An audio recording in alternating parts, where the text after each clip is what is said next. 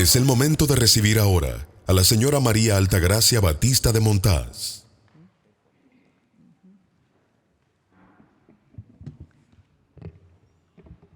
Muy buenos días. Le damos la bienvenida a la señora María Altagracia Batista de Montaz. Hemos establecido un protocolo en el cual se le conceden a usted 5 minutos de presentación libre para que usted pueda presentar al Consejo sus credenciales académicas, su hoja de vida, así como cualquier otro elemento que usted entienda pertinente para la evaluación que vamos a realizar. Concluida esta parte, nosotros, los miembros del Consejo, le haremos las preguntas en un espacio de tiempo que no superará los 15 minutos. Tiene usted la palabra y le deseamos la mejor de la suerte. Buenos días, honorable vicepresidenta. Buenos días a los demás miembros del Consejo Nacional de la Magistratura. Mi nombre es María Batista, María Altagracia Batista de Montaz, como ustedes tienen en las anotaciones. Soy abogada. Soy egresada de la Universidad Pontificia Católica Madre y Maestra de la Pucamaima como abogada en el año 96. Tengo maestría en Derecho Constitucional en la Universidad de Castilla-La Mancha. Tengo maestría en Derecho Constitucional de la Universidad Iberoamericana, UNIBE. Tengo especialidad en Derecho Público en la Universidad también de la Pucamaima. Tengo especialidad y posgrado en Derechos Fundamentales y Globalización de la Universidad Complutense de Madrid. También tengo especialización en Derechos Humanos y Derecho Internacional Humanitario de la American University de Washington, D.C. Entre otras, porque también soy egresada de la Universidad de Costa Rica en Procesal Constitucional, de la Universidad Javeriana de Colombia. Ahora acabamos de llegar de Colombia, de la Universidad La Gran Colombia, estudiando el tema de la extinción de dominio, que es un nuevo tema que se va a estar debatiendo en el país, creo que a partir de enero, ya con la aprobación de la ley que ustedes hicieron en el Senado y la Cámara de Diputados. Entonces, María Batista es una persona que ha apostado mucho a la educación, a la capacitación, a la preparación continua. Soy defensora del pueblo saliente, defensora del pueblo adjunta en la gestión 2013-2021 y desde esa posición mi labor siempre fue contribuir a salvaguardar los derechos fundamentales de las personas cuando eran violentados por funcionarios públicos u órganos del Estado, también cuando se trataba de servicios públicos. Durante mi gestión, una amplia experiencia tratando todos los temas, siempre enfatizando, haciendo énfasis en la ayuda personalizada a las personas más vulnerables. El defensor del pueblo me permitió una gran experiencia, ayudar a la gente, servir al pueblo, ser útil a la sociedad. Duramos 8 años y pico allí. Y es una labor de vida, pero no solamente en el defensor del pueblo yo vengo defendiendo derechos fundamentales, sino que yo desde el 2004 entré a trabajar en el sector eléctrico como gerente de la Superintendencia de Electricidad en la Oficina de Protección al Consumidor de Electricidad, lo que me permitió, de hecho mi directora fue la que me propuso para defensora del pueblo, porque decía, es que eres muy defensora de los derechos humanos, tú debes ir al defensor del pueblo. Yo ni siquiera sabía que existía, que se iba a convocar para esa defensoría. Y ella misma manda una carta que hasta le llamaron la atención. Mire, yo quiero que esa joven sea del defensor del pueblo. Y es de ahí que surge, porque siempre estuve defendiendo derechos humanos, derechos fundamentales. Es mi norte, ayudar a la gente, defender los derechos de las personas y los derechos míos propios también. Y desde ahí aprendí el tema de derechos fundamentales, me motivé muchísimo, salí con varias maestrías y me seguí capacitando en el tema.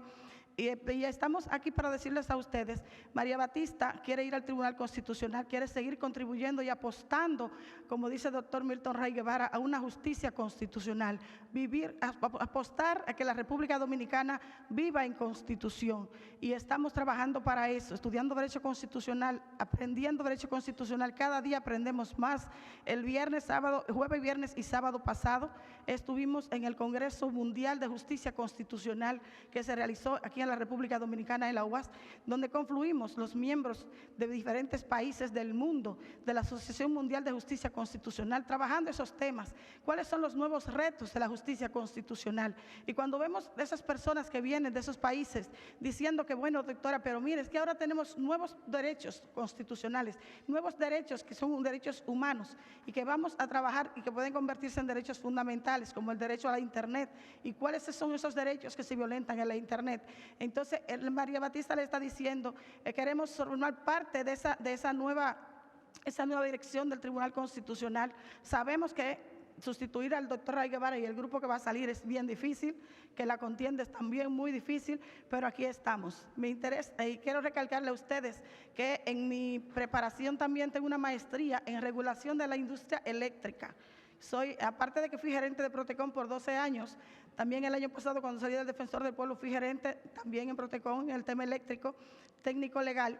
Puedo también aportar al Tribunal Constitucional esa capacidad que no creo que las tengan ninguno de los candidatos, ese máster y esa experiencia en un tema tan importante en República Dominicana como el sector eléctrico. De hecho, le pasé el currículum al Consejo de las EDES, doña Raquel, y nunca me han llamado.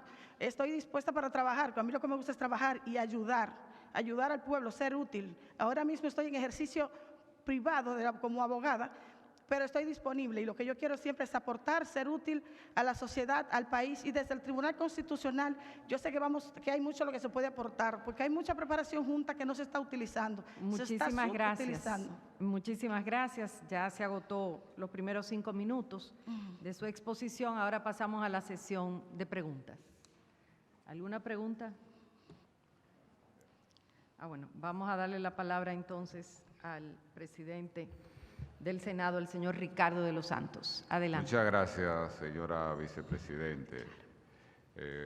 Buenos días, señora María Altagracia. Me gustaría que usted nos hable sobre los conflictos entre los derechos fundamentales.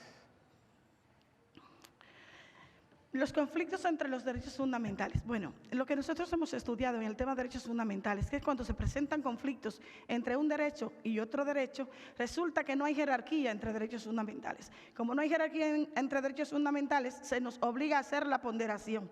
Era precisamente el tema que estaba hablando el exponente anterior, de que algunos derechos deberán ceder frente al otro derecho, porque no hay jerarquía, no hay uno más importante que otro. Pero, por ejemplo, si estamos hablando del derecho a la vida y el derecho a la educación, si usted se muere, ¿a quién me voy a educar?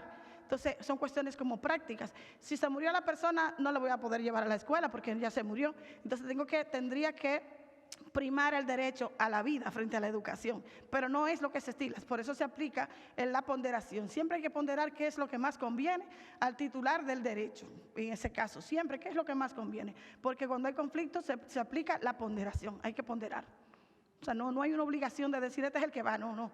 La huelga, por ejemplo, yo soy una crítica de la huelga de los profesores. Siempre peleo con ellos porque le digo, oiga, es que usted, es verdad, tiene derecho a huelga, pero peleé con el gobierno por otra vía, pero no me afecta a los estudiantes. Usted está violentando un derecho fundamental a unos jóvenes, a unos niños que no tienen la culpa del problema que usted tiene, que muchas veces pues por intereses personales y particulares, y afectan a esa colectividad, a esos jóvenes, a esos estudiantes que están pagando lo que no deben. Entonces, eso sucede, siempre hay que aplicar la ponderación, pero uno también tiene que ser crítico como defensor de los derechos humanos, defensor de los derechos fundamentales, de los derechos constitucionales y derechos convencionales. Ustedes saben que existen diversos tipos de derechos fundamentales, que son los que están más protegidos, derechos humanos, que están en la Constitución, pero no necesariamente son fundamentales, derechos convencionales, que son los que están en las convenciones de las que nosotros formamos partes, convenciones de derechos humanos, y otros derechos que están ahora mismo, los nuevos derechos que también van a ser incorporados con la nueva generación de derechos que viene por ahí, que son los derechos al Internet, los derechos ya en las redes sociales, que eso también viene, y el Tribunal Constitucional no puede quedarse fuera de esas nuevas tecnologías. Tenemos que tener en el Tribunal Constitucional personas que tengan esa visión mundial, esa visión internacional, porque estamos en el mundo de la internacionalización del derecho constitucional y de los derechos. Muchas gracias. ¿Alguna otra pregunta? El doctor Bauta Rojas. Adelante. Gracias. Señora Batista de Montaz, viendo lo apasionada que usted es con el tema de los derechos de los ciudadanos, la defensoría de los ciudadanos, a mí me gustaría como que nos hablara un poquito aquí de una sentencia, la 8114 del Tribunal Constitucional, que se refiere a la dignidad humana, si es posible, para ver más o menos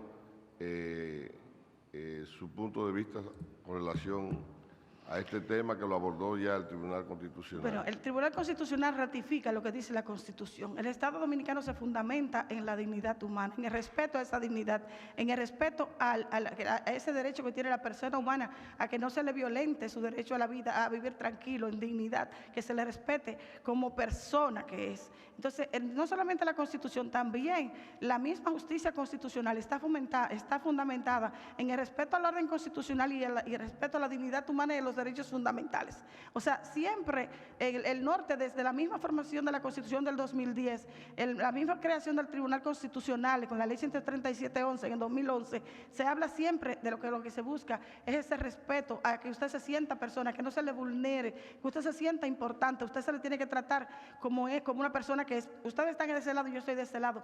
Yo me siento bien tratada, me están tratando bien mi dignidad. Si ustedes me maltratan, me hieren, me agreden, yo me voy a sentir indigna. Oye, el Consejo me maltrató, me violentó mi dignidad humana. Entonces, la dignidad humana, cuando uno le busca una definición práctica, no la tiene. Pero es eso, cómo te sientes tú, cómo te tratan, cómo te hace sentir el otro, cómo te respeta, cómo te atiende el funcionario público, cómo atiende lo que tú le pides. Entonces, en ese sentido, es que se siente, y el Tribunal Constitucional va en ese mismo orden, porque es que el Tribunal Constitucional es el intérprete supremo de nuestra Constitución, y es lo que el fundamento principal de la Constitución. Se fundamenta exactamente en la supremacía de la Constitución y en el respeto a la dignidad humana y a los derechos fundamentales, y hacer efectivos esos derechos fundamentales. Y la dignidad humana no es más que uno de los principales derechos fundamentales, que como decía ahorita, no hay jerarquía, pero realmente, por las menciones que tiene la dignidad humana en la Constitución, se ve claro que todo es enfocado a esa dignidad, a ese respeto a la persona, a ese respeto a los derechos de esa persona. O sea, es más o menos la idea, porque si te pregunto, ¿qué dignidad humana? Es que es lo que tú sientes, cómo te trato, cómo eres, cómo me estoy sintiendo yo ahora mismo. Yo feliz con ustedes aquí. Muchísimas gracias. Cedemos la palabra al diputado Víctor Fadul. Gracias, honorable vicepresidenta. Muy buenos días, señora María Altagracia Batista.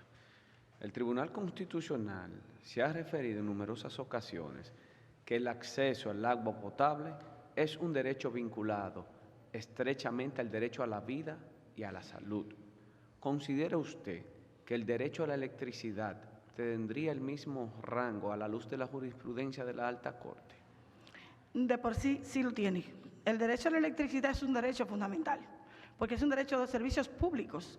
Los servicios públicos también son derechos fundamentales. El agua y la electricidad. Por eso es que yo quiero ir al Tribunal Constitucional, porque falta mucha jurisprudencia por una de las razones, porque hay que tener algo que aportar adicional al Tribunal Constitucional, porque sabemos que aquí la competencia es muy fuerte y casi todo el mundo sabe derecho constitucional, pero no todo el mundo sabe, además del derecho constitucional, derecho eléctrico. Eso lo sé yo. Entonces, cuando yo vaya al Constitucional, me gustaría fomentar lo que es la jurisprudencia constitucional en el tema eléctrico, aclarar, dejar bien claro que el derecho a la energía eléctrica, al servicio público de electricidad, es un derecho fundamental. ¿Qué sucede con ese servicio? Que hay una situación de hecho, y es que hay que pagar. Entonces, hay muchas personas que, por ejemplo, es un derecho fundamental que debe ser, como servicio público, debe ser provisto por el Estado. El Estado debe garantizarlo. La única situación es, ¿cuál es la condición que tú tienes? Bueno, pero tú tienes que pagar la energía que consume. Y va a aprovechar para la gente decirle, cada quien debe pagar la energía que consume, porque la gente pelea mucho que el alumno le llega, pero también nosotros cuando estamos trabajando el tema eléctrico, por ejemplo, en el Defensor del Pueblo, una de las cosas que le dio más plus al Defensor del Pueblo es que uno de los temas más discutidos y que más se reclamaban era el tema eléctrico, y todos los casos que llegaban al defensor eléctrico me lo pasaban a mí. No, la que sabe de eso es la doctora Batista, y me pasaban el tema eléctrico. Nosotros encontramos ahí situaciones de violaciones a derechos fundamentales que generaron 2 tesis. Yo tengo 2 tesis donde yo aclaro cuáles son las vulneraciones a los derechos fundamentales que se producen en el sector eléctrico, especialmente en el tema del fraude eléctrico, la persecución del fraude eléctrico en la República Dominicana, que es cuando la gente hurta la energía, se roba la luz, no la paga, pero aún así la gente robándose la luz, también la distribuidora distribuidoras y la misma superintendencia, al emitir sus decisiones, violentan derechos fundamentales. Y en mis tesis yo demuestro que sí se violentaban derechos fundamentales, que hay mucho por donde cortar en el tema eléctrico, porque este país necesita, ese es un tema que cualquiera dice, bueno, pero ese tema no es tan importante. Pues sí lo es, porque la gente a diario hay huelga a nivel nacional contra distribuidoras, con red de norte, de sur o de este, la gente se vive quejando. ¿Qué significa? Que si la gente se vive quejando, entonces es un tema importante y hay que atenderlo y hay que ayudar al gobierno y al Estado a enfrentarlo con calidad, con capacidad, pero deben contratar a las personas que sabemos del tema, pues si no contratan. Bien, muchas gracias. ¿Alguna otra pregunta? Bueno, pues agradecemos su participación a la señora María Altagracia Batista de Montaz y que pase feliz resto del día. Muchas gracias. Gracias y que el Señor les ilumine para que saquen 5 jueces, que sean por lo menos 2 mujeres. Muchas gracias. No, hay que defendernos.